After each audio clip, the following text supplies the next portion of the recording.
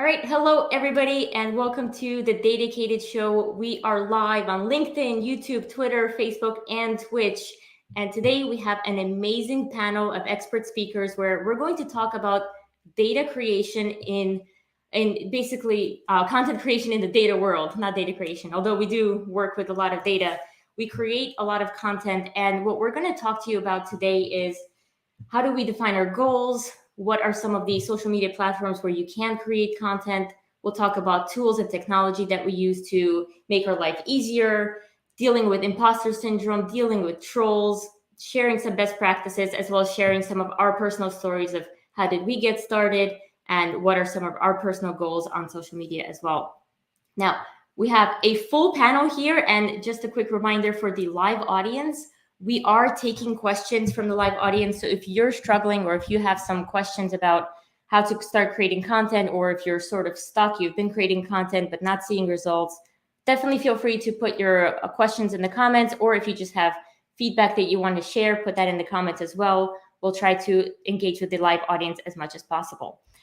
All right, I'm going to go ahead and bring up each speaker one at a time so they can do a little intro, and then we're going to have the full panel up on the stage. So we're going to go in order here. So we're going to go ahead and start with Andrew Jones. So Andrew, hello, welcome to the Dedicated Show. Three things I'd like to ask you and the rest of the panelists as I give you the stage one at a time is, what time is it for you? Because we're all live and we're all here. Where are you tuning in from? And just a little intro of what is it, what type of content do you post and what is it that you do? All right, well, thank you for having me, Kate.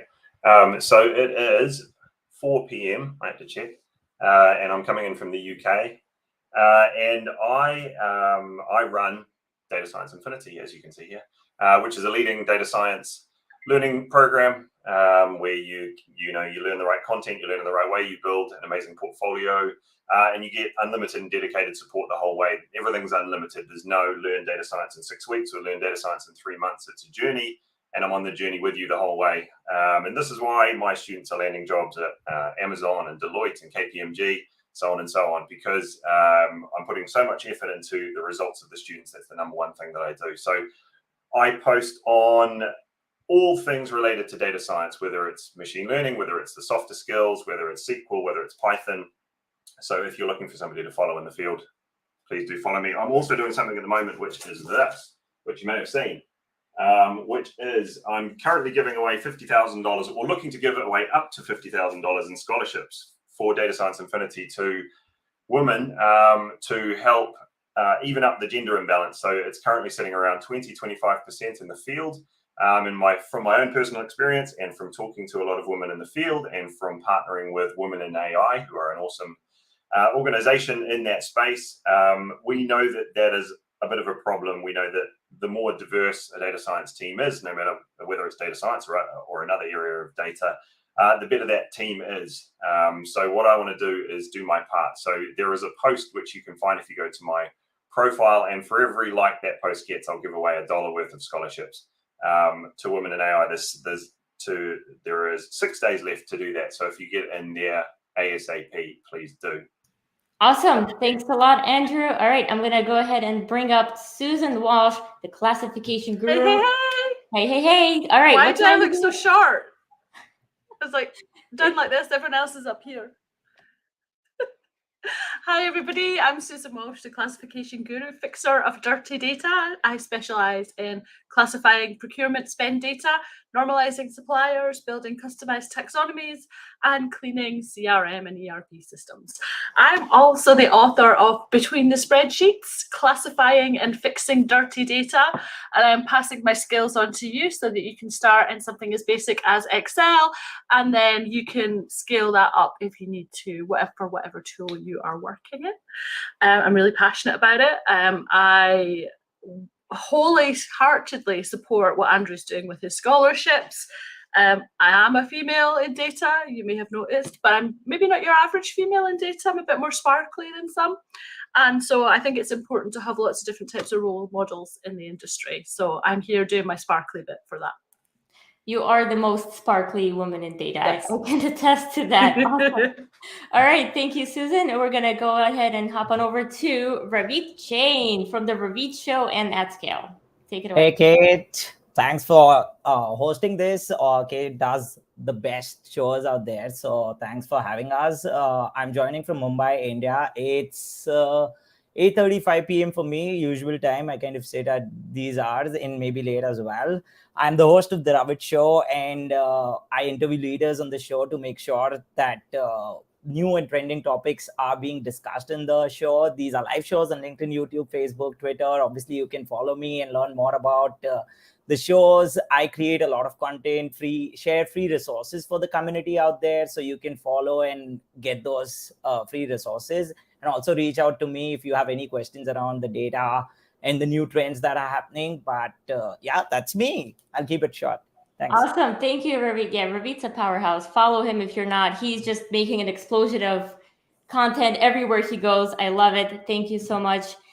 Mr. Scott Taylor, the Data Whisperer. Data Whisperer, here I am. Ruth, welcome to the show, man. Thank you, Kate. What time is it, Kate? What time is it here? Well, it's dedicated time, of course. Got to represent the great Kate Strachan, who brought me into DataVengers. Scott Taylor, Data Whisperer. Spoiler alert, I don't do a whole lot of whispering.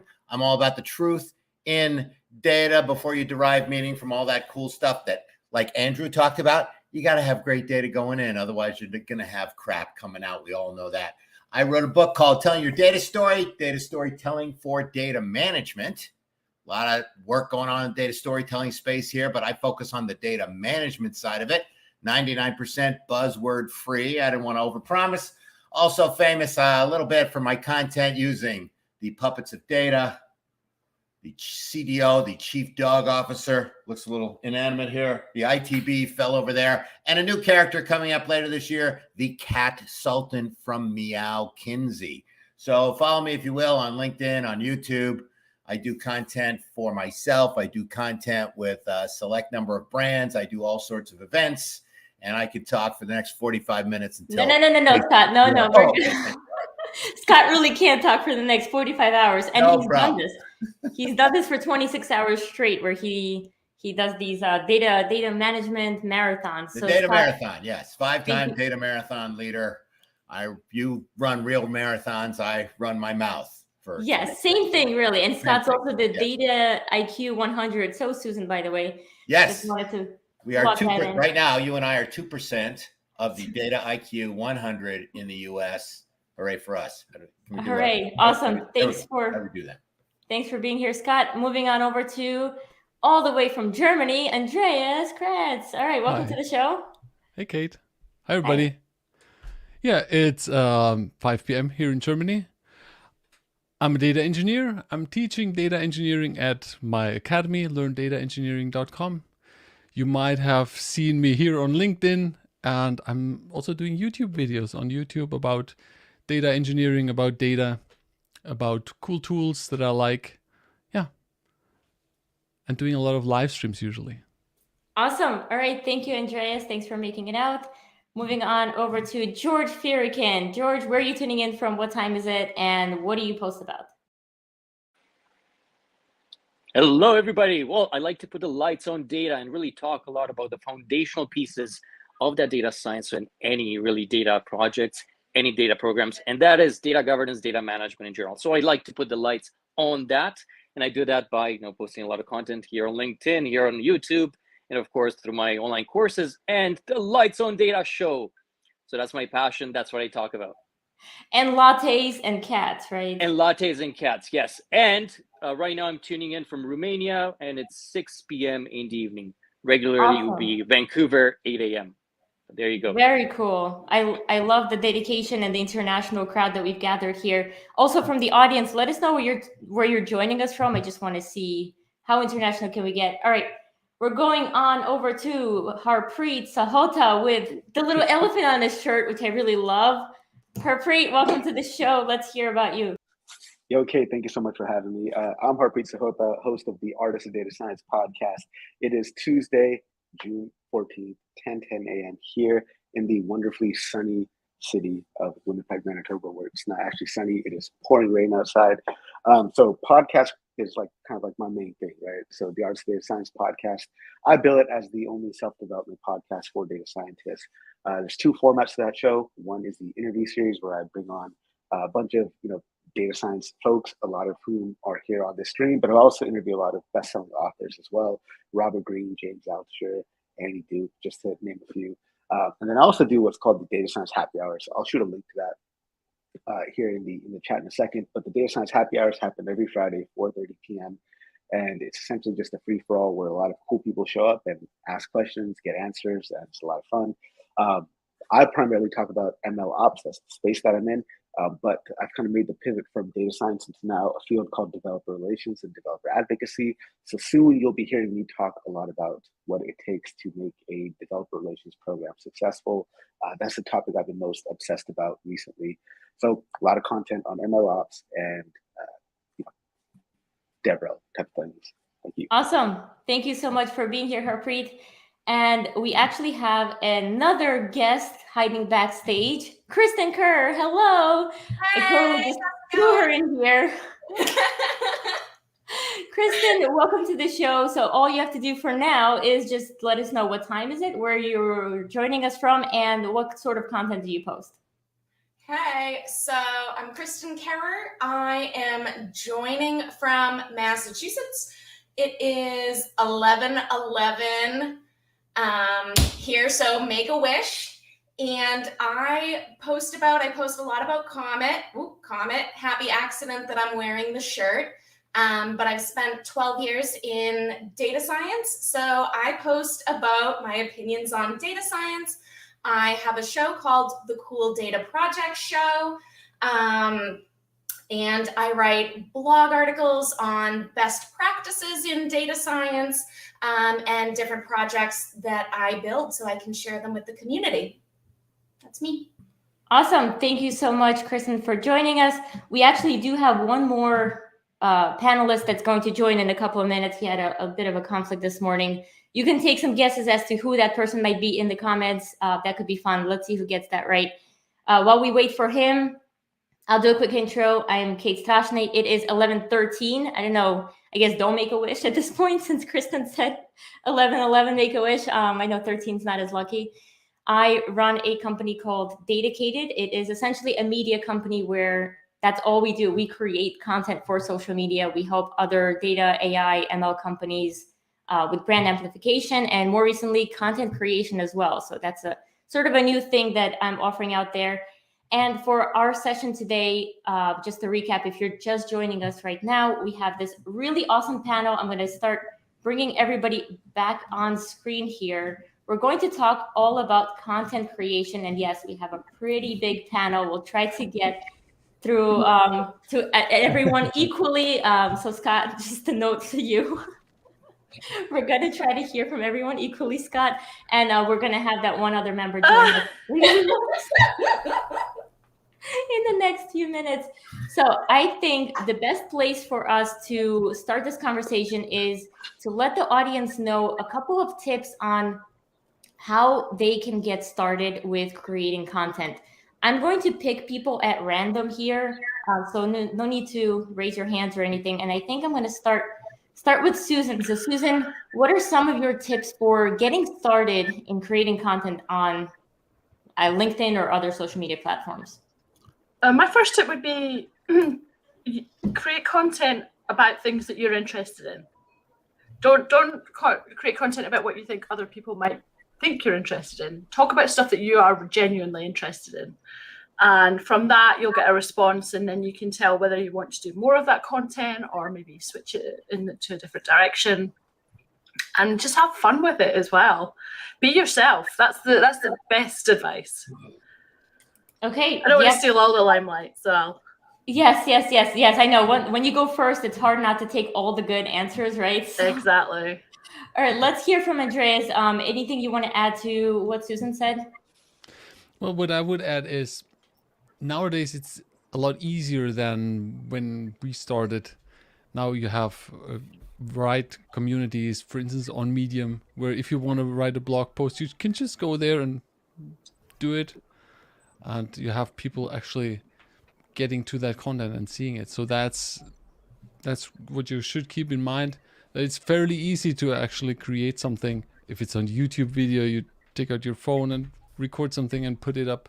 So that's pretty cool right now. It's easy, guys. Simply just do it, right? So just get your phone out, start recording content. We'll hear from one more person. Let's go to Ravit. Any tips on getting started?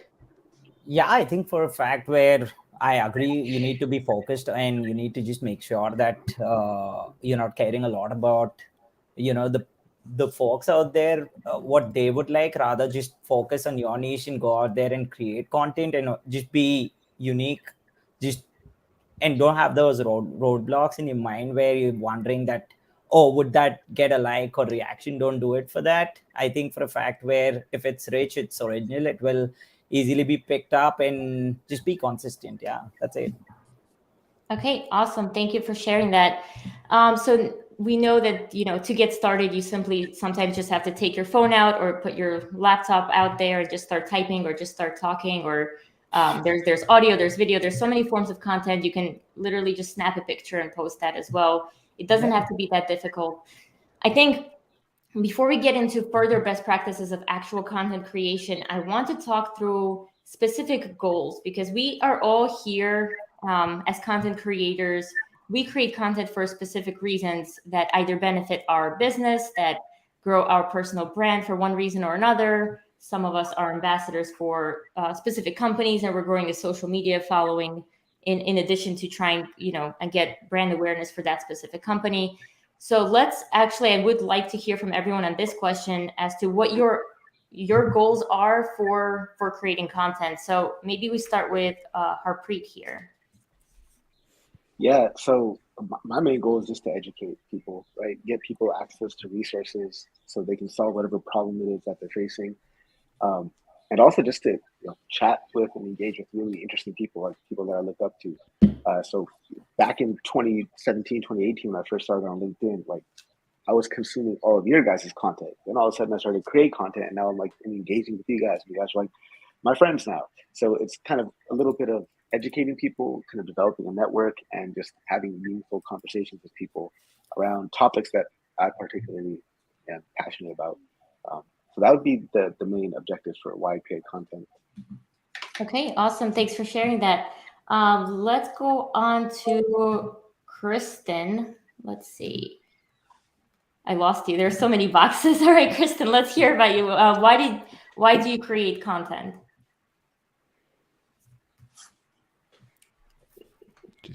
You're on mute. Hold on.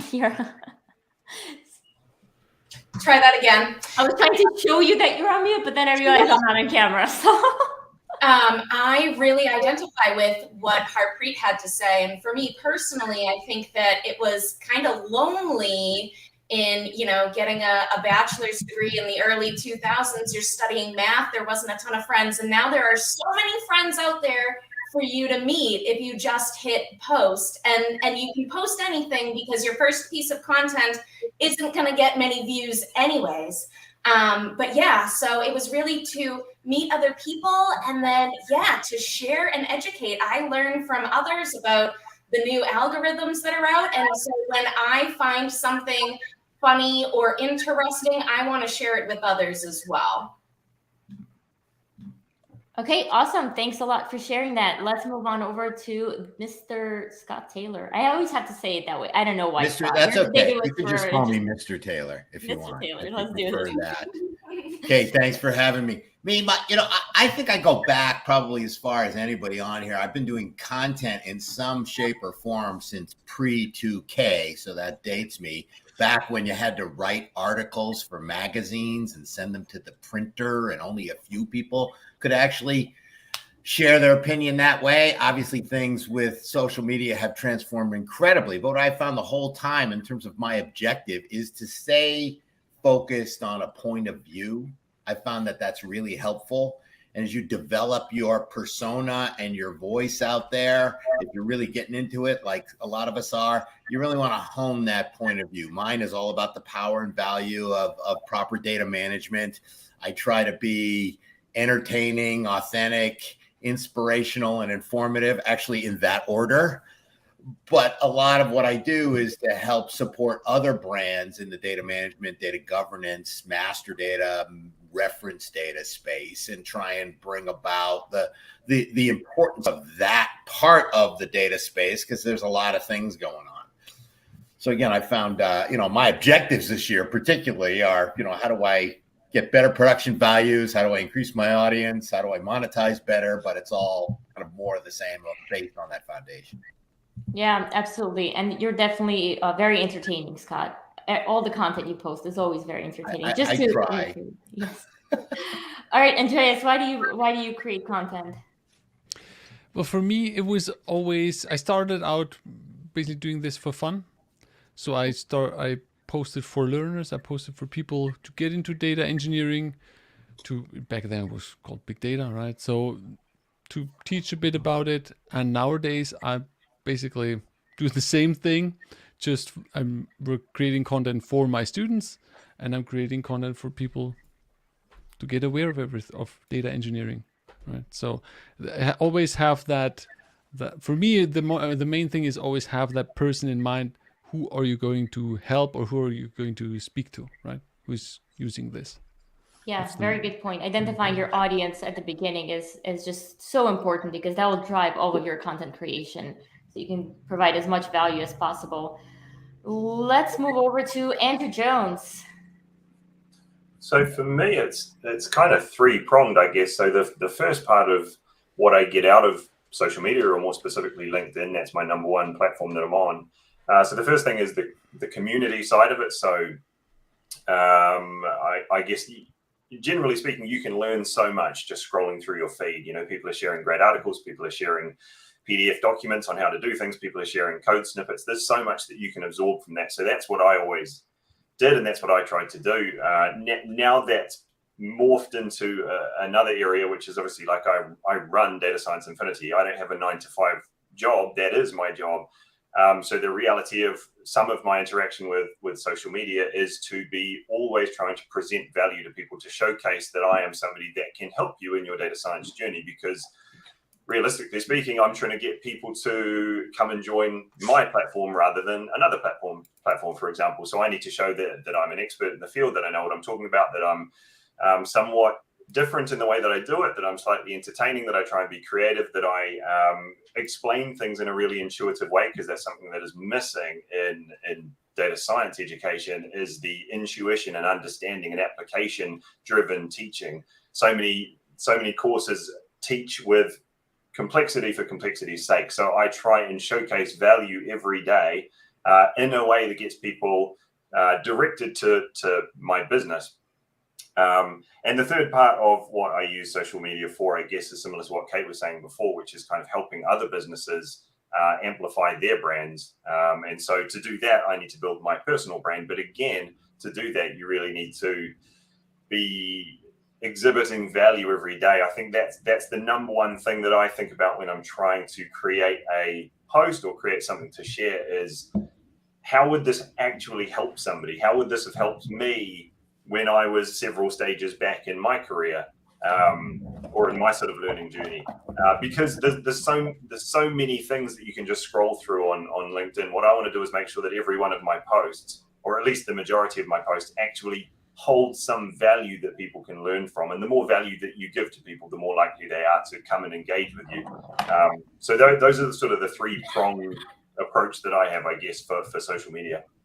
Awesome. Thank you for sharing that. We'll hop over to George Firikin. I know you have to drop soon. So why do you post content?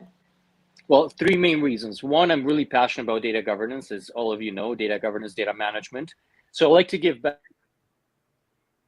and make sure that it's more approachable to individuals to learn it and then, implement it in the companies that they work at. That's the main reason.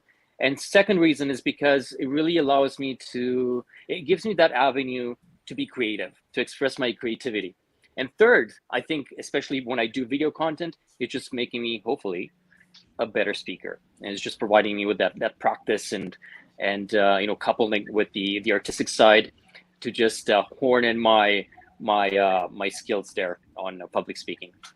Awesome. Yeah, that's great motivation for sure. I think the more I went live and spoke at conferences, the more comfortable I became, more confident I became on speaking on camera and just speaking in general. So thank you for sharing that. let's move over to Ravit. Why do you post content? For me, the purpose of posting content is obviously helping the community and making sure that it helps them somewhere in their career. It could be in ways how it could help someone, could be in a stage where they are wanting to upskill themselves in the data space, someone who's wanting to break into data science or the data field. So my purpose is to get them, I'm actually acting a bridge where they can go to the another part of where they're wanting to be. And it is definitely important. Like, I know for a fact all the content creators here might agree to that, which is more around creating your personal brand and creating that value. And it's something which it completely resonates with what Andrew said, is you need to create that value for the community out there. You need to create the right content, what they are actually looking out for, and definitely it will help you in a long run. And it keeps you going when you have that value and you have that community following you, looking at you about what you're doing. So I think that keeps me going. That's like the motivation factor. If someone comes out and reaches out and say that, okay, you shared this and this landed me a job. So I know for a fact Anders does that a lot. I have obviously amplified his courses, and people have come back to me that, okay, you recommended this course and this did really well for me. So I think that's one of the things, where for what we are here, content creators are here to make sure that it helps in a long run. So yeah. Awesome. Yeah, thanks so much for sharing that. I think I definitely resonate with the whole it keeps you going part of my journey. It started with me posting about taking a Tableau certification exam and realizing that the community was really there cheering me on and saying, hey, Kate, here's some, helpful resources. And did you pass the test? And how was it? This is obviously years ago, but it showed me the power of the community where I'm like, oh, wow, people care. This is exciting. Because my friends who are not in data, they weren't as excited about the Tableau certification. They're like, what is that? A table misspelled?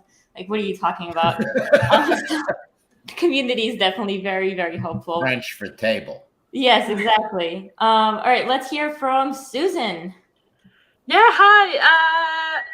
Bit of a back to front one for me. So when I set up my business, I didn't know anybody in the industry, and I didn't really have an efficient way of getting to a lot of people in a short space of time. Emailing or calling 100 people a day wasn't really going to get me very far. And so I started to create content on LinkedIn. And I'll never forget the first time I posted one of, I think it was my I love data, so you don't have to have a nice weekend. I got 1,000 views, and I was like, oh, I got 1,000 views. I can't believe 1,000 people saw my post. And then I realized that actually people are like a bit of humor as well on LinkedIn. It's not all serious.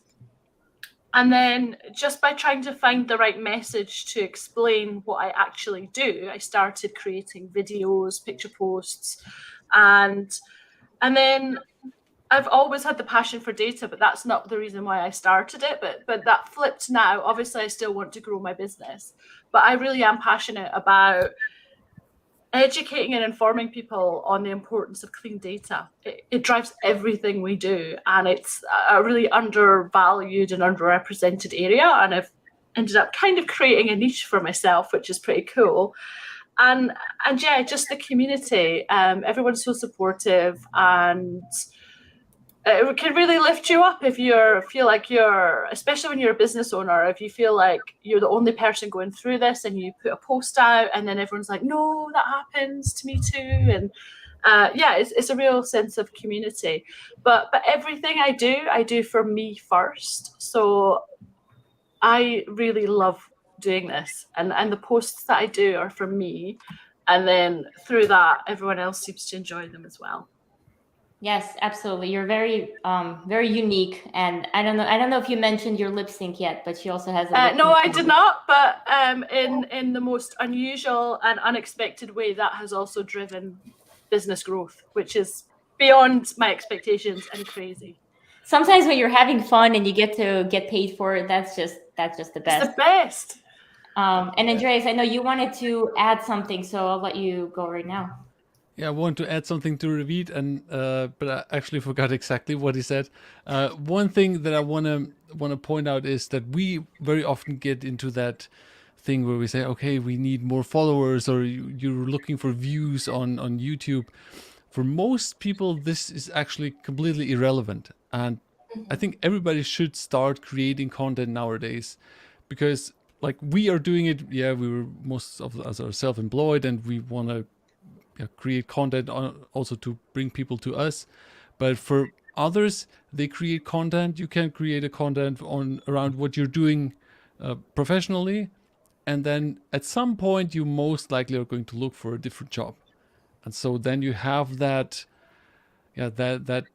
knowledge, or you have that information out there where people can go in and can look at your skills and what you talk about, what you think.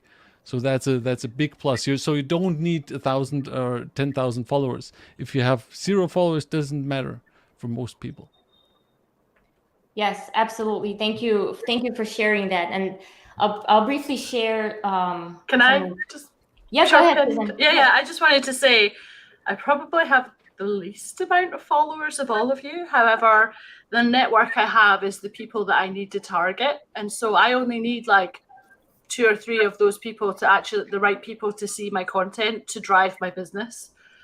So, you know, it's not about the numbers. It's about the people who are seeing your content. Yes, it's not about having a million random people following you. It's about, let's say, 10,000 people. It could be that, about your that one employer that you want to catch their eye. I'd take a million random if you got a million. I'll take that. I'll take that of course you would, Scott. Go up there. So, you know, we all have different needs.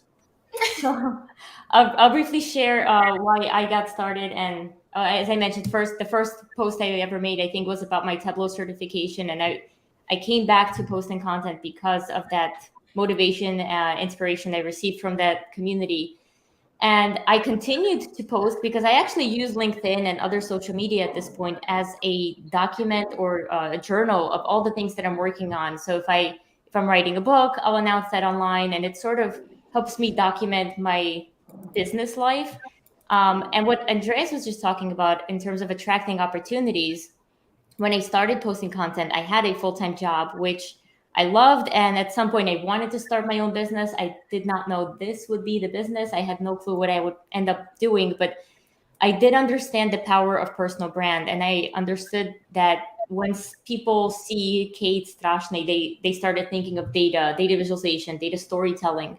And what that helped me with was attracting different job opportunities. I had job offers coming into my inbox on LinkedIn. I had consulting opportunities, trading opportunities. I was able to facilitate at some cool educational platforms. I got book deals. I got to make courses, just going to conferences, just the number of opportunities you can attract. You sort of become this magnet. So the more you talk about that specific thing that you're truly passionate about, the thing that you're most excited about, the more opportunities you start to attract, just like this magnet. So those are some of my reasons. I started this out for fun, and I am to this day still having a lot of fun posting content, which I think is very important. So if you're getting started on your content creation journey, if you're in data, AI, ML, or if you're passionate about bagels, whatever it might be, talk about that as much as you can, to the point where when people see your name, they think of that thing that you are always talking about. If I hadn't been doing content, I'd have to go get a full-time job. So we're talking about opportunities coming in the last couple of years. Almost all my opportunities have come in through LinkedIn. Yeah. There were people I knew before in some cases, but in most cases, people saw my stuff. They saw the kind of reaction I was getting, and I'm keeping the lights on here, and this is what I do now for a living. So it's been, for me, and again, everybody's got different objectives. Susan has an actual company that she's running that provides other services, as an example. Andrew has his educational services that he sells and licenses. For me, it's just purely like I get paid to do content for people, events, and so on. And it's been thrilling. It's been a blast. Scott, it's just a front for lip syncs. That's all. It's just it's like a shell company so that I can do lip syncs. Is that it? Really? Yeah. Okay. Sorry to disappoint. Yes. How's that I going? actually did get paid once to run a marathon, which was literally my dream come true. So that was awesome. Before we continue on to different topics, we do have one more panelist who has joined us. Tom Ives, welcome to. Oh wow, it became really small. Breaking Welcome up to the stage. configuration. There you go. So I'm gonna give Tom the full screen. Few things I'm gonna have you talk about. So Tom, tell us what time it is, where you're tuning in from, what content you post about, and why you were late. No. Hey guys, it's so great to be with you. Actually, it was early, but we didn't get started in time. I joined an amazing new company recently, Echo Global Logistics. I like to call them the hay of business. For example, no hay, no pizza. Well, no Echo Global Logistics. Truckers don't get lined up to ship the freight they need to, and it's a big challenge to bring our data science arts to. It is 9:36 a.m. where I am. I live in the Boise area of Idaho, specifically the town Eagle, Idaho, which is at the northwest corner touching Boise. Idaho is a beautiful state. It's one of the lower populous states, especially low population per square mile. So please don't come here. My area is actually probably the most popular California refugee camp, which has been good for my wife and I because our real estate prices have soared, but now our kids, most of them won't be able to afford to live here unless something drastically adjusts. So we might even move, we'll see. And then Kate, what else am I supposed to share? What motivates me to share content? Yeah, why do you share content? Well, most of it's because I want to be like all my buddies here. No, well, it's kind of true. I look up to all of you guys and was inspired by you before I came into this fold of amazing people at the invitation of the amazing Danny Ma, who I wish was here with us. But I started identifying voices on LinkedIn I really appreciated, and then was surprised that people liked my posts so much. And I just kept going the direction that was motivating me to share because I care. And then many people started wanting me to teach them more about data science. And then I started looking at the best way to deliver that. And we started a book with the publisher, but my co-author and I decided to go a different route. So we're going to self-publish, but in a very unique way. And we've got some really great mentors that are helping us. And we do get asked frequently when our first book's going to be out, and we say the same story to everyone. It's going really well, but only God knows when it's going to be published, at least the first one. But at least with the delivery system we're coming up with, we want to change the way at least data science publishing is done, because we see that it can be aided so much by having interactive code in the media that you're presenting, and animations that can be controlled to enhance the understanding of the deep arts that we study and promote. So that's me in a nutshell. Main thing though is share because you care. That's worked best for me about my content on LinkedIn. Awesome. Thank you so much for sharing this. And I know George Farrakhan had to drop. So George, if you're out there listening, thank you for joining us for the first half of the show. We do have some questions coming in from the audience. So I'm going to go ahead and start with a question from Dimitri. And if you've got an answer, just like raise your hand and then I'll just see. Scott, not yet. My goodness, for me. I'm ready. Let me read the question, Scott. What is the meaning of life? Hold on. No, so Dimitri is asking, how much time do you invest in content preparation per day, per week? Do you plan out a whole week ahead? What is your strategy here? So who wants to take that one? All right, Scott, go ahead. It really varies. I try to have a strategy. I always think like optimistically, I'm going to plan it out, and then it never really seems to work that way. I've got a pretty good backlog of ideas, so suddenly I'll just try something. But I'm one of my objectives is to get a little more strategic around planning out the content. But because I'm doing it every day, I'm always thinking about it. So an advice for you is just like keep a Evernote or some kind of task list or something with any idea you have. And then you've got something to look at when you're not quite sure what to do that day. And that helps kind of, in a scrapbook way or however you do it, and just save all those ideas. And sometimes ideas are, I like to say, ideas are like avocados. Each one isn't always ready. Some of them you pick and it takes a while. Some of them are a little squishy. You got to mix them with something else and make some guacamole. But keep them all, and you'll find some gems in there to mix metaphors. It's very, very true. My strategy is usually posting once I get the idea to post. Like if I get a good idea, I'm like, okay, I'll post right now while it still feels authentic and those are my thoughts. But sometimes you're right, they are like avocados, and I'm like, okay, we're not really quite ready for this post just yet, but I have a notes app in my iPhone where I just jot down some ideas, and then I wait like a whole 2 hours before I post it. Scott knows I don't have really patience. Anybody else want to share their content strategy? Yes, Kristen. Yeah, so also on that idea of saving for later, I also find that if I try and save something for later, I might end up later deciding that I don't like it. And so really, for me, oftentimes it's better to just post it immediately because I get it out and you never know what's gonna get traction. Sometimes it's the thing that I think is going to go and not be seen by anyone ends up being wildly popular.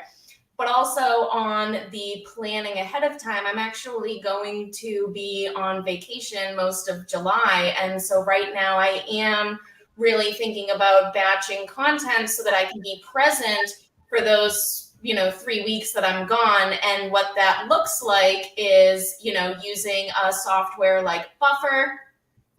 And that allows me to, schedule content and say, okay, I'm gonna do these 4 platforms and then tailor it for each one. But it makes it really simple to say, LinkedIn is more long form. So I'll put in a LinkedIn first, and then I'll click on Instagram and I'll say, okay, well, I need periods between my blocks. They might have changed that, but I'll add periods, I'll add hashtags, then I'll press on Twitter and I'll just pick one sentence from what I created, and that's going to be my tweet because there's not a lot of room over there. And if there's a visual, then I'm going to pull that into TikTok, right? Okay. So it's just very Nice. setting, trying to optimize for time as much as possible while scheduling, batching out. Yeah, that's a very good approach. We'll take one more person who wants to share about their content strategy or how long. Yes, Harpreet, let's hear from you.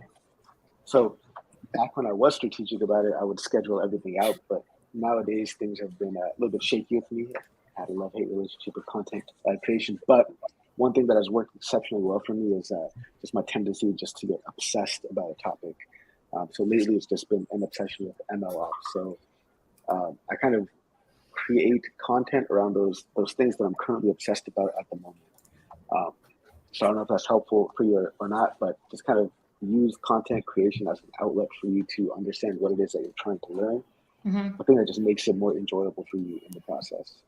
Oh, absolutely. Posting what you're obsessed about is the easiest thing to do because that's all you want to talk about. And you have all this motivation and excitement. I'll take a quick question here from Christopher and I can answer this. He's asking if this is going to be recorded or available on YouTube. Yes, this is on the Dedicated YouTube channel, and you can also watch it again here on LinkedIn if you're tuning in from LinkedIn. Yeah, thank you, Scott. I pay Scott $5 every time he does this. Go ahead, Scott. There you go. Okay. That's 2 for 7. So before I take the next question, I want to talk about social media platforms. I know we're currently streaming mainly to LinkedIn. I think that's where most of my current audience lives, but we are streaming across all these other platforms. I think the quickest, most streamlined way that I thought we could do this is, again, through a hand raise. So I'm going to say a social media platform, and you let me know if you actively provide content there. And by that, I don't mean you have an account, you created it, and you created a post last month, and then you never went back. So something where you're actively engaging with the content. So we're going to start with LinkedIn. If you're posting content on LinkedIn, yes. Oh, okay, all hands. Next one, TikTok. Let's see this. Oh, Kristen's got 2 hands. Okay. It's very new. It's very new. We're bringing data to TikTok. No, Scott, there's no I'm dance. embarrassing myself on TikTok is what I'm doing. I love your content. All right, let's go on to YouTube. YouTube. Okay, all right.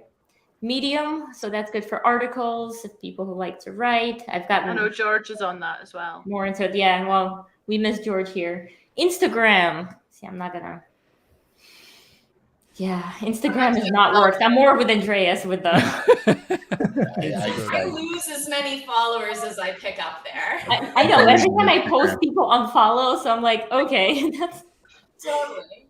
Facebook. Yeah, okay. I mean, this is streaming there, but I don't know. Most people, my family. Casual user. I see you on there, Susan. Twitter. Okay, I have like an auto post feature where whatever posts on LinkedIn gets to Twitter, but I rarely go back there. That's my Twitter feed as well. Yeah. Auto post from LinkedIn. So that's like half a hand. And then there's Twitch, which we are streaming to Twitch, but I have no idea how or what that is. So I can't even raise my hand. Did I miss any platforms that you're actively on? Or Does the GitHub and DagsHub count? yeah, sure, why not? Yeah, those. What about the dedicated circle? Oh, dedicated circle. Yes, I'm so active on there. So that's, there you go. I'm getting into Reddit and Discord.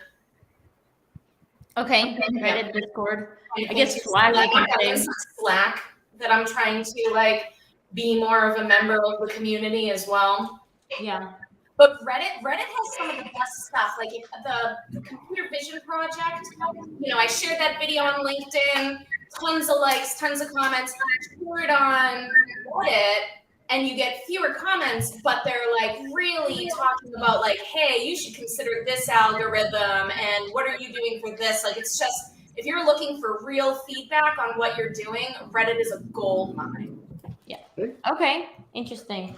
All right. So we all know that we're mainly on LinkedIn, YouTube, Medium, and then the others are kind of there. And, you know, Kristen, you mentioned that there's a great way to repurpose content. So for those who want to save some time, if you create a, let's say, YouTube video, you can get a write-up of that and post the transcript on Medium, take little snippets, post that on Twitter. There's so many ways that you can repurpose content. So it doesn't have to be this, 40 hours a week, time-consuming thing that you focus on. I think most of the time for me, in terms of content strategy, content creation, is the creative side where I'm not on my computer, I'm not building anything in Canva, not writing anything. It's just getting the idea of what I think should be or would be interesting to my audience. All right, I'm going to take another question here. And again, same rules apply. If you want to add something here, raise your hand. Scott, not yet. So, sometimes we post content and it gets thousands and tens of thousands of views, likes, and comments. And sometimes we post something that we think is going to just fly out there into the stratosphere and you get like 5 likes and nobody cares about it, which can be discouraging. So the question here is, what keeps you motivated even when you understand that your content or post is not valued as much as you would like it to be valued? All right. Oh, wow. Okay. So I saw Tom go first. So let's hear from Tom. So it reminds me of sales training, which can be very helpful. Sometimes sales gets a negative connotation. I like the thought that we're always selling, whether we realize it or not. So in order to get some big yeses, to sell some big accounts, you have to, I hope that's not me. No, that's not me. You have to go through a lot of no's. And I think I've been shocked too, like, oh, this is going to be a great post and it just falls flat. And then a post, I think, oh, this will be okay. And it'll go viral. So I think I'm sorry, this is a long-winded way of saying, just be consistent. Keep sharing what you think's good and keep going. That's all you can do. You can chase the algorithm, but it may make you compromise your own principles. So don't do that. And I like share because I care. Share my own learning journey and hope others appreciate it. Thank you for that, Tom. And okay, Susan's just keep going. Her people after. Go ahead, Susan. Yeah, you actually never really know who's watching. The people who engage for me are not my clients. I have regularly won clients on LinkedIn who have been following me for years in the background, not commenting, not liking, not engaging, but always watching. And so that's what I would say. You just never know who's there in the background watching. And so that's why when I post, and I don't know about anyone else, but I'm finding LinkedIn is just desperate at the minute. I just keep posting because someone's going to see it. Yeah. Yes, that's such a great point, Susan. I think most of my opportunities that I mentioned earlier that I've attracted have not come from somebody who's liked or commented on my content. And a lot of times I would meet people in person for the first time at conferences, and they'll be like, Kate, I've been following you for like 4 years. And I'm like, who are you? I've never seen your name or met you or seen your face. They're like, yeah, I'm just one of those silent followers. And I think it's probably safe to say at least 80 to 90% of your followers are silent. They're not going to like and engage. They don't use the platform, the way you might use the platform, and just being conscious of that maybe you're providing value, you're just not feeling it in the form of direct engagement. But keeping that in mind can help you keep going.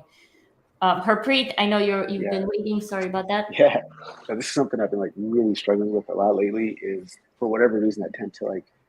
It's not it's just a personal failing. I tend to attach like my self-worth to the impact of a particular post, where when I post something and it doesn't get engagement, I kind of like take that as a personal reflection on me as a content creator. And I know that's not the right way to think about it. But recently I was talking to a couple of friends of mine, Mark Freeman and Rashad Needs Becker. We have like this thing that we do every couple of weeks, and the way they had me rephrase my thinking was, all right, well, do you think that your content is helping at least one person? And when I reflect on it, like I get those messages in my inbox on LinkedIn where people talk about how they listened to an episode of my podcast in preparation of a job interview and they ended up getting the job. So I think that looking for mass kind of engagement and mass interaction isn't helpful for me personally. Just as long as I know that maybe there's one person that's being helped by this, then it's worth it. I don't know if you guys struggle with that as well, but like that's just been like really like getting to me lately. Well said, Harpreet. Go ahead, Scott. I was gonna support what Susan was saying, which is there are a lot of people, and Kate, you have the same experience. There's a lot of people watching. There's a lot of people liking what you do that don't hit like. And this comes out when you go to events and you see folks and they go, oh, I've been following, like similar to what Kate said. Oh, I've been watching your stuff. I've been following your stuff, and you've never seen them do a single thing. So there's a kind of a silent audience out there that you need to remember you're providing value to as well. Yeah. I'm thinking of it. Yeah, go ahead, Susan. There's one more thing, and this was quite huge for me. It's happened a couple of times in the last month or two. People have connected with me saying, oh, I've been seeing your content in my feed for long enough. I think it's time we connect. So there's a whole there's this circle of people that see your stuff, but then there's another circle outside that you don't even know about who can see your stuff. Yeah. I wrote that to Susan this week, actually. So finally I decided it was time to connect. That's funny. Yeah, it's kind of like we're chefs and we're preparing these carefully curated meals that we think are going to be really delicious and eaten by large crowds of people. And we just put it out there and we're like, do you not like it? Is it gross? Or are you just not hungry right now? Meaning, do you just not have the time, the attention, the bandwidth to consume all this content? Because, we're here, 9 of us, it was 10. We produce quite a bit of content, and we're not the only ones producing content on the platforms that we just talked about. And there's just so much people can consume, even though we're on our phones, 6 to 8 hours a day. So we shouldn't really take it personally when we don't get what we think, the number of likes or comments on each post. And I think what everyone really says, I'll just echo, if you're helping at least one person and adding value to at least one person's life, you're already doing a great job as a content creator. I would also add, and it touches on what you were just saying, Kate, thinking about what we think the post should get in terms of views or likes or whatever it is. I know that as humans, and I 100% do this myself, we always have a tendency to look up or compare ourselves up. So whether that's, you live in a lovely house in a lovely part of your city, but you're looking at the people that live in the even bigger houses and you're thinking, why don't I live in that big house? You're not thinking about the fact that your house is probably nicer than 90% of the houses. We probably get stuck in this trap, and Harpreet, maybe, you've got 50,000 followers, your posts are probably getting 100 likes, but maybe you're comparing that to some very minute portion of people whose posts are getting more than that, rather than thinking about, there's 98% of LinkedIn users who would love to get the engagement that you get. And I guess it's hard because it fluctuates over time. We go through patches where we get a lot of engagement and then for some reason it drops off. But I know from a psychological point of view, that's something that humans are so good at doing is using other people for comparison. And I always say that you should, and I'm not, I'm not going to give people advice on how they should try and do this. But what I've found is trying to use other people for inspiration rather than comparison. So if you see that somebody's getting a whole lot of engagement on LinkedIn, or they're, whatever they're doing well at a sport that you're into as well, try and think about that as an inspiration. Like, how can I get there? What can I do to get there, rather than comparing yourself, because that's unfair. And I think it does chip away at us a lot. I know that I've felt that.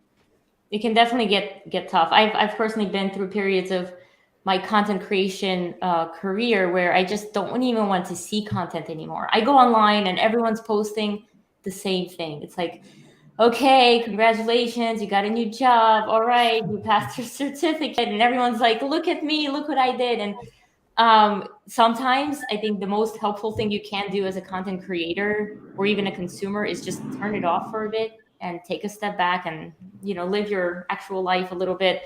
And then when you come back, you can sort of miss it.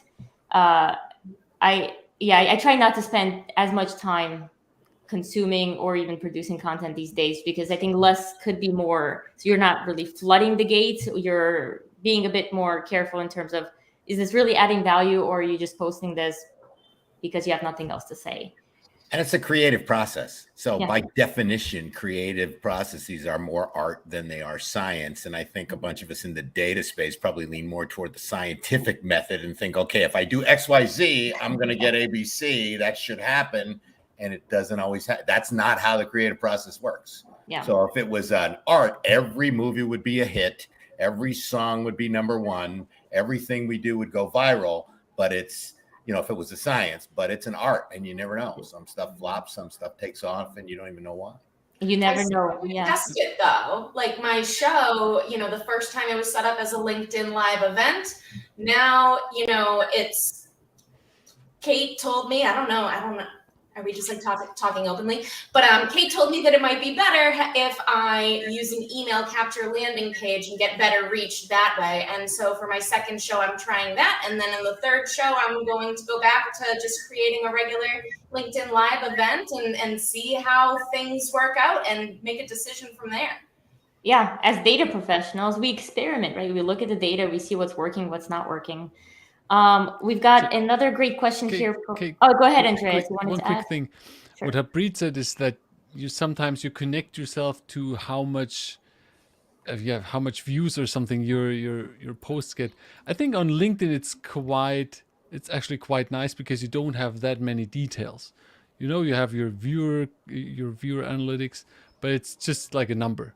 If you go onto YouTube, it gets really difficult because like I have that. Sometimes I post a video and I think, oh man, this thing is really great. And then you post it, you see it gets 200-300 views, and then like it goes up and then it flatlines completely. Nobody's watching anymore. And you think, oh, I spent so much time on this and now it doesn't get shown to people. So it's actually on YouTube, it's a bit more difficult to stay motivated than on LinkedIn. Yes. Sometimes the more data you have, the harder it is, right? Why do people stop watching this? Why is everybody jumping off after 30 seconds? Something like that. Yeah, is it something you said or did, right? You don't see that on LinkedIn. No. All right, let's go ahead and take this question from Valerie. So the question is, do you have a core point of view that you maintain and maybe even version as the essence of what you believe on your topic or topics, in addition to that running list of ideas that we were talking about earlier? Yes. My answer is yes. An Yes. unqualified yes. All right. And that's been my, I think, key to my kind of acceptance in the community is I really stick to this point of view about the power and value of data management. I can connect it to literally anything in technology. So throw a trend at me and I'll show you how it doesn't work unless you've got the right data going in. I don't care what the software is or the hardware or whatever that you want to call the thing. And that has kind of kept me in this nice little space that starts with a very, I think, cogent and well tested point of view, and it permeates everything I do. And part of my discipline is to stay focused on that. And I've got a whole career in sales, similar to Tom. I've been in sales my whole life, but I don't post around sales techniques, for example. There's plenty of folks out there in that space. Mm-hmm. But I've done, at least for what I do, a point of view and having it and sticking to it, obviously going to refine it and develop it, is really critical. And that's what attracts some of the folks who work with me, is because they share that point of view. Yes. Oh, go ahead, Tom. You want to add?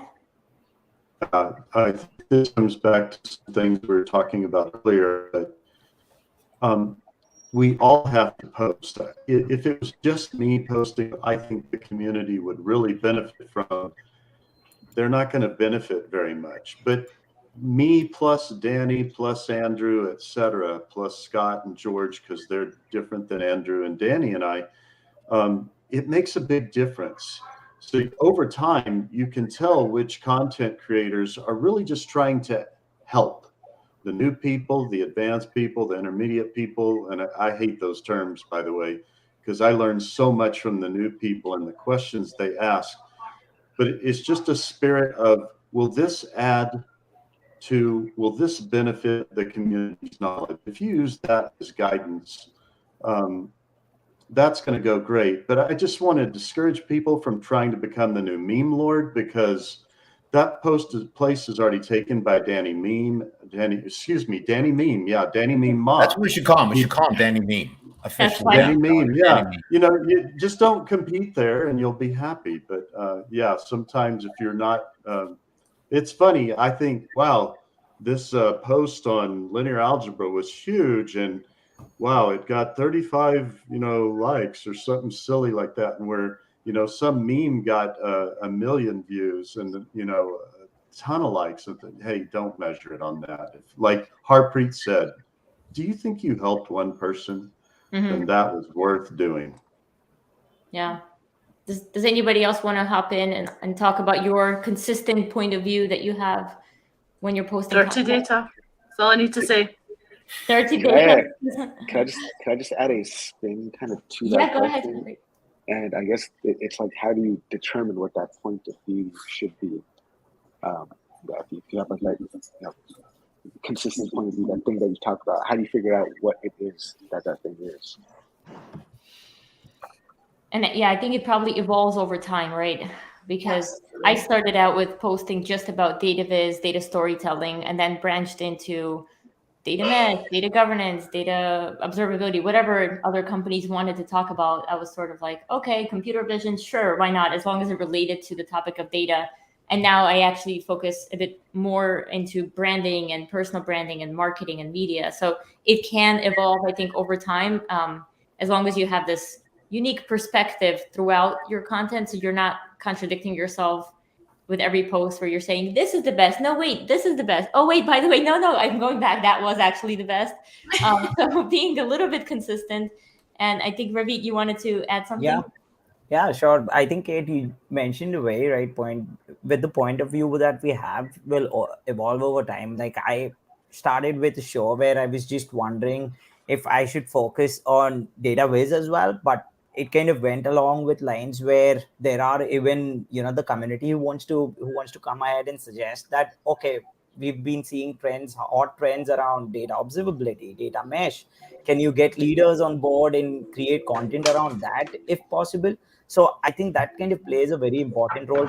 It's like, I think for a fact where you can't have obviously everyone has in terms of the content, I feel as a content creator, I have like my point of view is set in the data and AI space as a whole. And I love to play around and see what's coming up, the new trends that are opening up, what's happening in the world, which leader is doing what, and bringing them on the ravature and making sure that it kind of brings back that value to the community. And I think if you're doing that, even if you don't get a like, if you don't get a comment, it's okay. It's somewhere, people, your community who were actually following you, and they are benefiting out of it. I think it makes total sense. Also, one thing that I always make sure is when I put out content, I remember where I started. I remember those roots very well. So I feel I'm very happy whenever I post, even if it's not getting that traction, it's sitting there flat. It's okay. It's somewhere. If it makes you happy, go out, post, and do it regularly, I feel. I love it. Awesome. And Andreas, I think you had your hand almost raised at some point, so I'll see if you wanted to add something. Yeah, I think generally for me is staying true to myself. For everybody else, staying true to yourself. Like, is this something that you stand behind? Is this what you value? For instance, I did a YouTube video 2 weeks ago. I posted that was a sponsored video, and so it's not like, okay, you get money for this and just post this because you get money for this. So for me, it was always staying true to myself. Is that something that the stand behind, that I find cool, that I find interesting for other people, that might help people? And then I do it. If that's not the case, I don't do it. And so that's also something that is for me very, very important, to staying true to myself, staying true to my messaging, and doing stuff that I stand behind. Thank you for sharing that.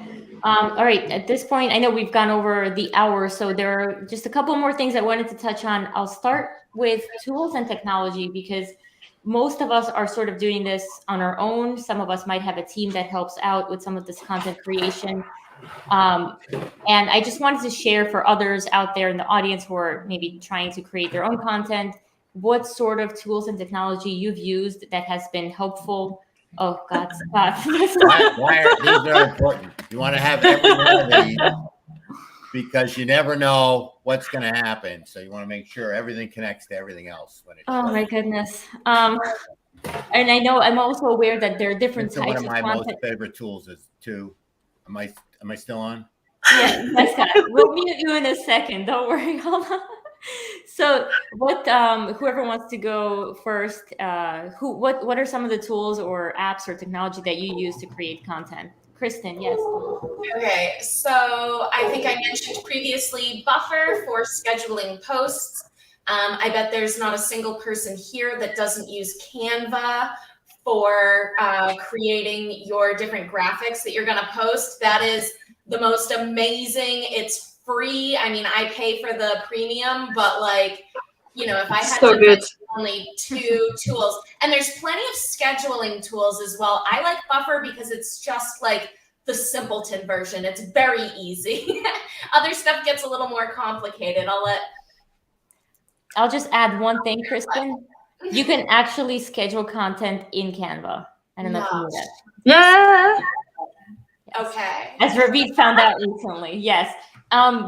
Images only for now. I think they're gonna upgrade to. Yeah, I learned that mistake last year. I put videos out and they just came up as pictures. Yeah, they don't came out as images. Don't we all do that? Yes. Okay, so we got Buffer, we got Canva. Who else wants to add to this? Ravid, go ahead. You're on mute, Ravid. I'll go real quick.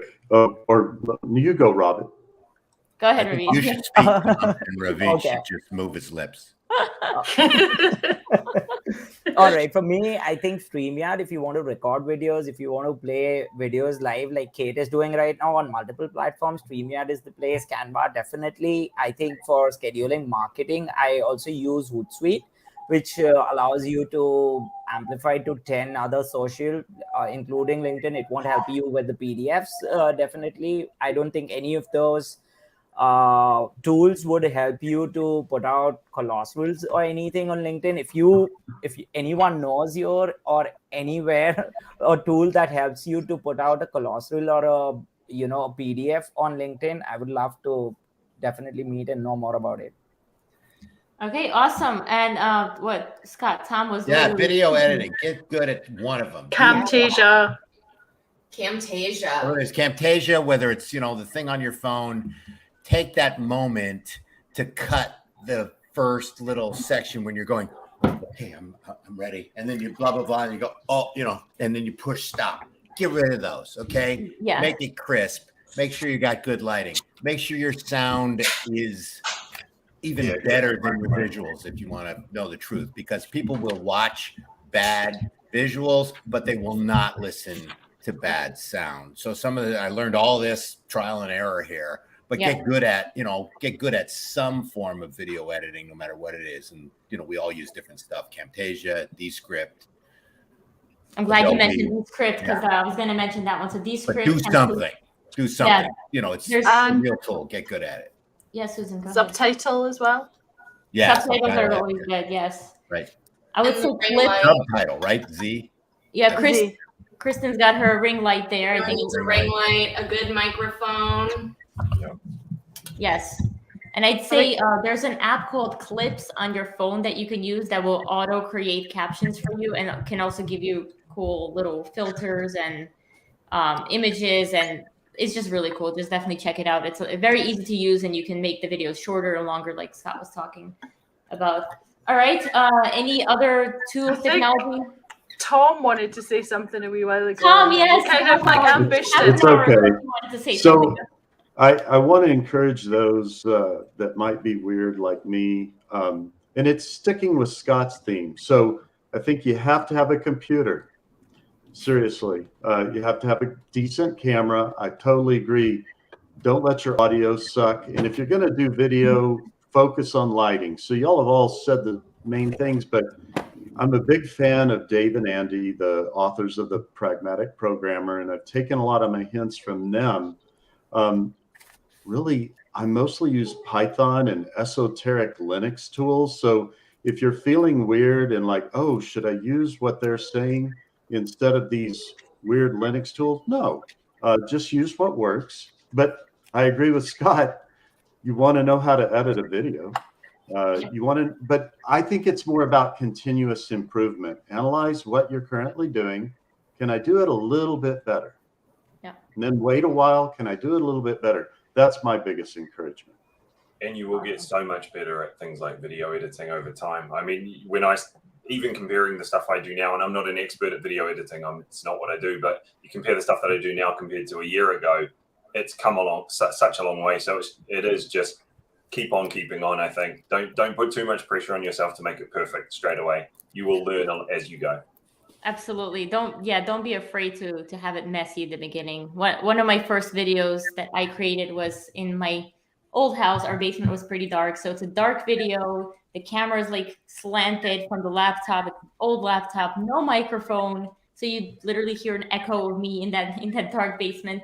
And I'm also reading from a script that is printed on a piece of paper. So I'm just like, no eye contact with the video. It was terrible, but guess what? I did it and I learned from it. Like Tom said, just continuously evolving. Watch yourself. If you do presentations, record them, listen to them back again. You're going to be your best director. Listen for filler words. Get rid of all these extra syllables you use to warm yourself up. I mean, as a real example, I listened to a bunch of my presentations and podcasts and found out that every time I would start a paragraph or a thought, I would say so.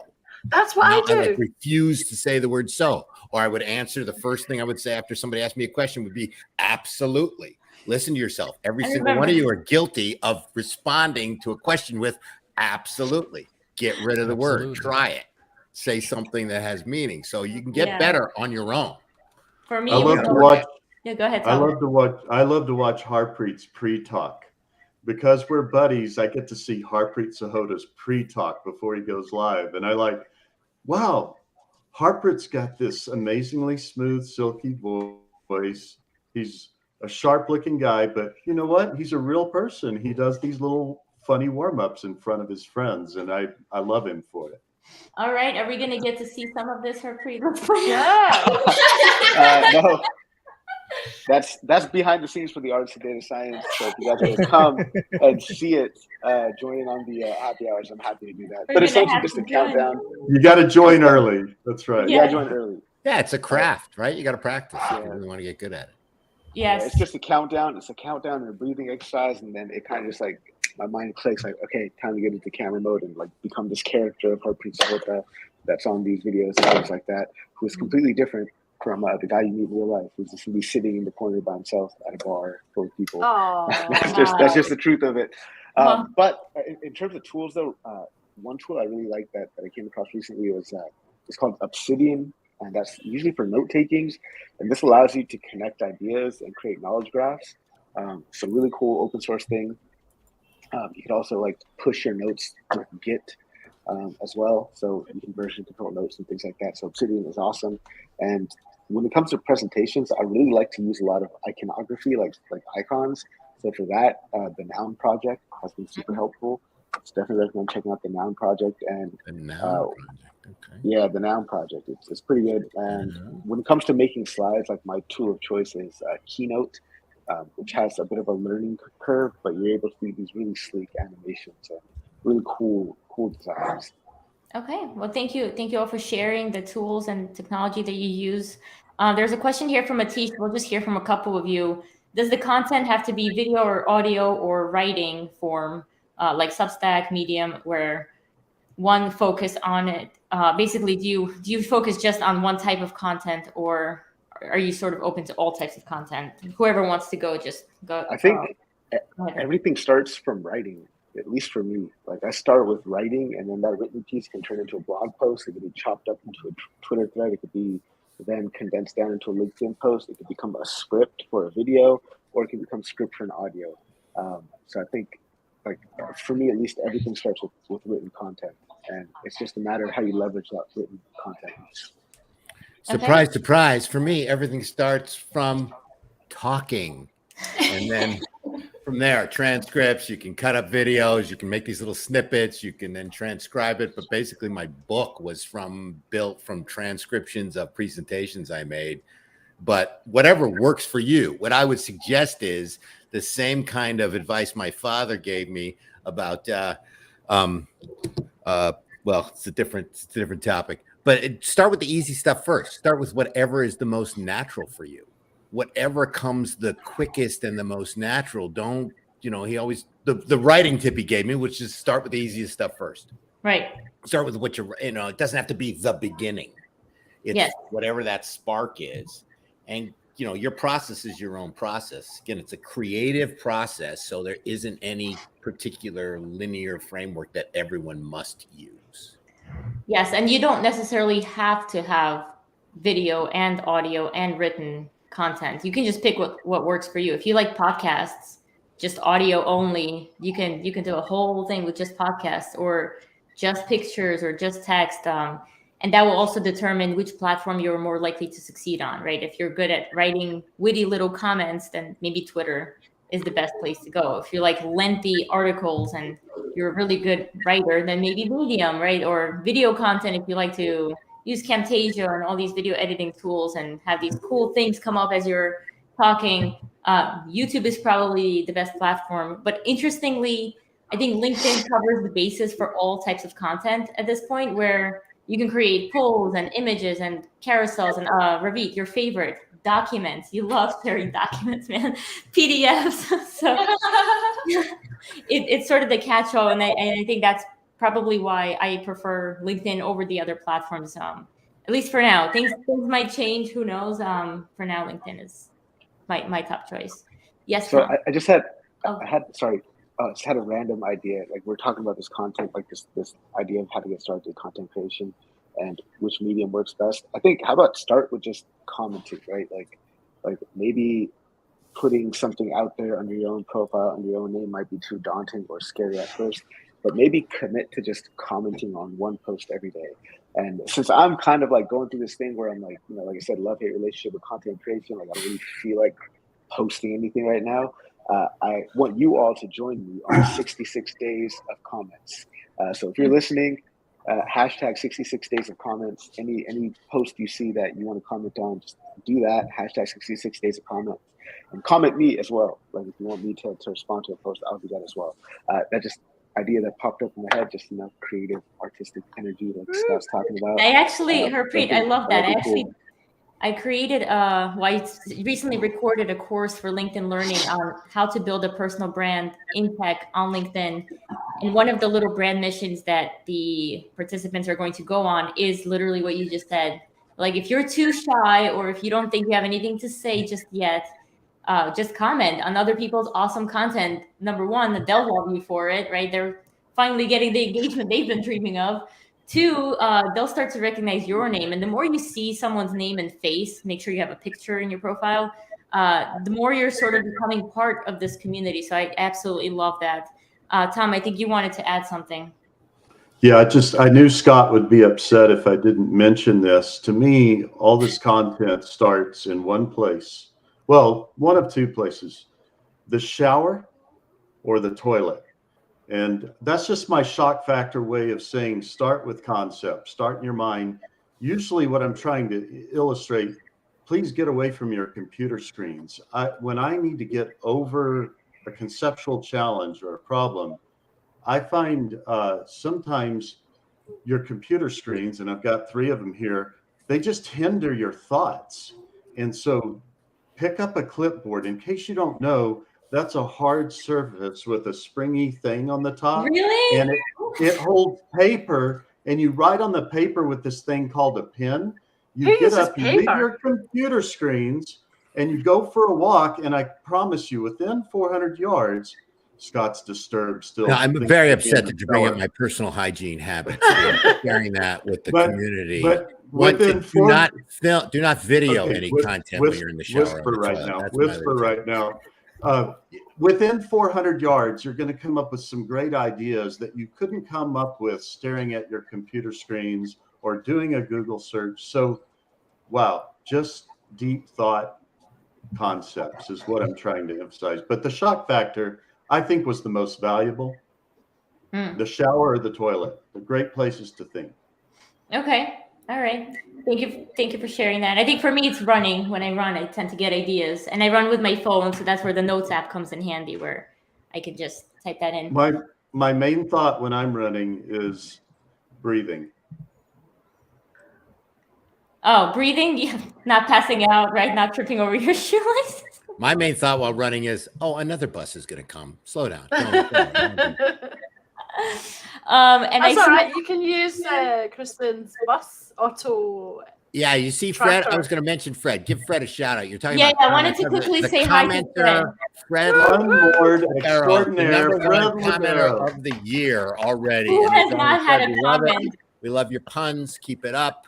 Yes. Pun more, Daro. Fred doesn't even need to create content. He just has his comments are content. Dynamo. I don't know what he does for a living, but he's making all of us happy. Who's a Fred fan? Raise your hand. Fred fans, right here. Fred, get a screenshot of that. Really. Harpreet hasn't seen Fred yet. Sorry. Oh, Fred, you got to comment on. Yeah, you better comment on Harpreet there, Fred. As you've probably heard, he gets a little bit, you need to follow sensitive about it.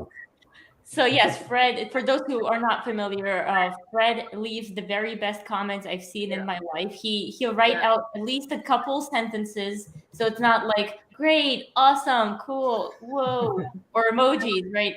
He'll actually write out thoughtful comments. And I think it obviously means so much to all of us because we're all here cheering him on. The comments are always either fun or funny or just engaging, informative. He provides some color. So they're very thoughtful as well. They're not just... He's also on LinkedIn all day. So he's on all day. And humor. He's definitely funny. So puns. Kristen, I think you wanted to add something before we talked about Fred. I forgot, but while I have the floor, can I, in the spirit of content, can we go back to the grid and I'll take a screenshot to post? We need to wait for Scott. All right. Someone in the audience, take a pic. I got it. I love it. Yeah, we're gonna have to put George in there somehow. Canva. The miracle of Canva. Yeah. So I know we went way over time. I think in wrap up, I'd like to hear from everyone. And as you give your part, you can drop or stay backstage if you'd like to chat after the live stream. Just give your one sentence of advice for anyone who wants to create content. I know we covered a lot of tips and our own approaches, but any words of inspiration? You could scream out, "Don't do it!" if you think this is a terrible thing to do. Right? My brother, side note, my brother likes to do this when he sees people getting married, just randomly, like at a park, taking wedding photos. He will literally scream, "Don't do it!" So he thinks it's funny. I don't know if Nobody else thinks. you probably take this as a really bad sign. Like he's just trying to be funny. But anyways, let's go Clearly ahead. not married, right? He's happily married. He just He is happily married. So we'll start with Kristen, and don't worry if you're like repeating what somebody else just said. So go ahead, you can kick things off. Yeah, I think so. My first article that I launched, I came up with the idea because it was like, well, what do I have real opinions about? I have an opinion that I'm trying to get across. And I think that my advice is to just start, just hit send, because no one is going to see your first post. And it's a snowball from there. It all of a sudden just becomes like, or at least it did for me, it's just a very fluid thing. Once I get over the hump and I start, the ideas just start coming. And that's me. Awesome, thank you. Let's go to Andreas. I'll add to that. Just start and don't overthink it, because very often people overthink it. What's going to be next? What's the implication of when I post this and so on? Don't overthink it. Awesome, I love it. Susan Walsh. Start small. So if that's one post a week, and build up the frequency that you're comfortable with. And just don't expect it to happen overnight. It takes time. I love it. All right, Ravit, let's hear from you. I think, as my t-shirt says, be actionable, go out there, take that action. That's important. And if you're doing that, don't worry about other things happening. External factors do happen, but you will get there where you're wanting to. So just do it. All right, just do it. I love it. Scott. A couple of things I'll just add to that. You want to be authentic. And as Lawrence Olivier said, if you can fake that, you got it made. But be yourself. Be passionate. People respond to energy, enthusiasm, focus, a point of view. And my other tip is consistency. Keep going. Keep going. Do something every day, every week, whatever, but just keep going. Absolutely. All right, Andrew. I would say look to add value every time you can.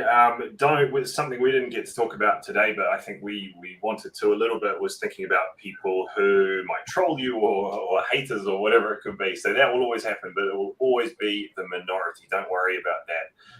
If 99% of people support your idea and 1% of people don't, remember that it's 99% and 1%, because those comments will hurt you a little bit, but don't think that that's what everybody believes. So I did this the other day, I showed you before, right? Like this post, and I'll give $50,000 worth of scholarships to women. And there are people that are calling me sexist. There's people that are calling me a dickhead. There's people that are saying that I'm seeking attention, that I'm just doing it for validation. There's people saying, oh, this is LinkedIn, right? LinkedIn is the most polite place you can be on social media. Yeah. It got put up on Reddit. Eric Sims, if you know Eric from the sort of data science world, he had enough karma to put it up on Reddit. And it's now actually been taken down, I'm pretty sure, because there was so much hate for what I'm trying to do. There was people saying, if this guy, he's just doing this for, validation or whatever. So I'm just trying to give, I've got a couple of young daughters. I'm trying to help give money away to people to help something that I'm passionate about. And people hate me for it. So what are you going to do with social media? But remember that was 7 people, and there were 5,000 people that liked the post. Don't forget that it's that ratio, because it will eat away at you.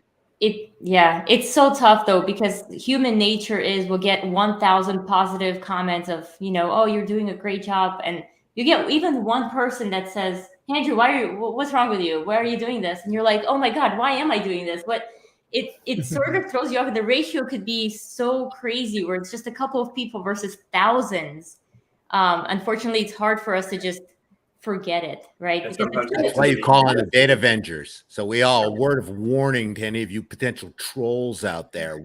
We are a unified group. We do Well, help. please go to my will post and take a come bit of a look. after you. So yes, we and support LinkedIn each is other a lot. generally a very friendly platform, I think. Yeah, I find it gets easier over time as you do build up your voice on whatever platform you're using. You start to feel a little bit more confident about it. So especially if you're at the start of your journey, if this had happened at the start of my sort of content creation journey, it would have really knocked me, I'm sure. But now I couldn't care less. But I'll just Those add people one. are part of the problem, not the solution. Well, we need all perspectives, right? To keep everything in balance and check. If there were no trolls, like, again, if we were going all viral and all that stuff, like, it wouldn't be reality. So I think it is reality, unfortunately. The one thing that helped me several years ago when I wrote my first book and I got a negative comment on Amazon, I took it so personally. I'm like, this is like, I made this. It's like your baby.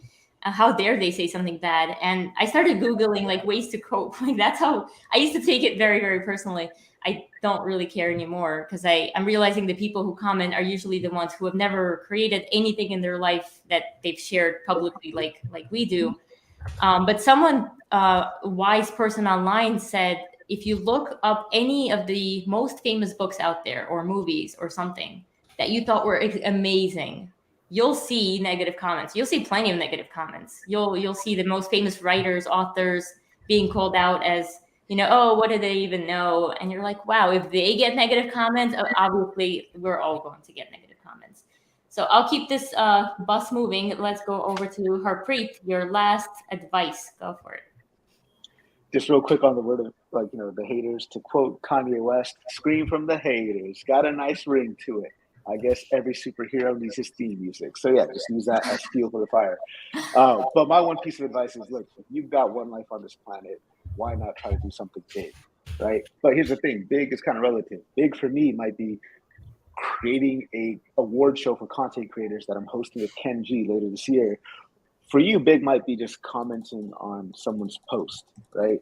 Big might be just making that first post. So whatever that big thing for you is, just do it. Because at the end of the day, there's only upside potential that is going to happen from it. If I hadn't created content over the last couple of years, my life would be drastically different from what it is today. There's been nothing but upside. And the only downside that could potentially happen is really just a little bit of damage to your ego, which, doesn't really hurt you, right? If it doesn't harm who you are, if it doesn't harm your character, it doesn't really cause any real harm, right? So yeah, just do something. Awesome. Thank you for that. Tom, let's go over to you, please. I strongly agree with what all my siblings here have said. It's great stuff. One thing I would like to add that I don't think we share with one another often enough, and I hope no one will think this is insincere or trite, because it's absolutely not. All of you have amazing potential, but it takes effort to first just believe that, but also to develop it. Just because you have potential doesn't mean you're going to write a post that goes viral right away or anything like that. It just means you've got to keep trying to get better. And the way to get better is embrace being sucky at first. That's okay that your first post or video or article isn't great. That's the baseline. You need to go to the next step and the next step, et cetera. So please just start and keep going. The world needs your input. I love it. Thank you for sharing. And I'll briefly add to that. It gets more and more difficult to come up with last words of advice after the awesome advice that you've all shared in terms of starting small, start with comments, being consistent, being authentic, being yourself. I think what's helped me a lot is being open to helping each other. So you're not going to be a big, a community influencer by yourself, right? I think you have to build friends along the way. You have to be open and actually passionate about helping each other. It is a lot more fun that way as well, because we get to talk about things in either a group chat or conversations like this. We typically have these conversations on Zoom privately, but I thought it would be a lot of fun for us to do this publicly so everyone can sort of hear. We're being, I think, after speaking to everyone separately prior to this, maybe years ago, months ago, or days ago, we're being very, very sincere and genuine here. We're sharing our thoughts, our processes with you. So hopefully you appreciate that. And I think the main thing I always tell people is don't be afraid to just get started. So I know I'm echoing a couple of the others who have spoken already, but definitely don't be afraid to simply post today or comment today or take the very first small step that takes you closer to your goals. Thank you, All right. Kate, for pulling us together as usual. Our community leader, I think, without a doubt. Yes. I want to do a DataVenger action. Andrew Jones, I stand behind your recent scholarship post for women. I stand behind it. Yes. In case anyone was wondering. Yes. Thank you. Kate, you are the glue. Oh, thank you. I think Ravid's the glue. He's even in the middle. Look at him. Ravid is the super glue. He's the epoxy. Yes. Well, I really appreciate you taking the hour and a half and sharing, all your thoughts, your fears, your processes with the world here. For those who just tuned in, this is available as a recording on LinkedIn and YouTube. Make sure you follow all the individuals you see here for great data content. We all talk about something slightly different. Yeah, Harpreet is showing your name doesn't even fit in there. It says science towards the end. By Scott and Susan's books. I love how you guys just have your books ready together. This is so cool. I was looking for our book. I couldn't find it. I normally keep one down there. Kristen and I wrote a book too, Mothers of Data Science. But yeah, definitely follow everyone here, plus George Furikin, who had to drop because he's in Romania and his battery died or something else happened. So He's in the pub, let's face it. He's in the pub. He's having fun. But thank you again for joining. I'll see everybody online. Stay dedicated. Thanks. Bye. Bye. Bye. Yeah.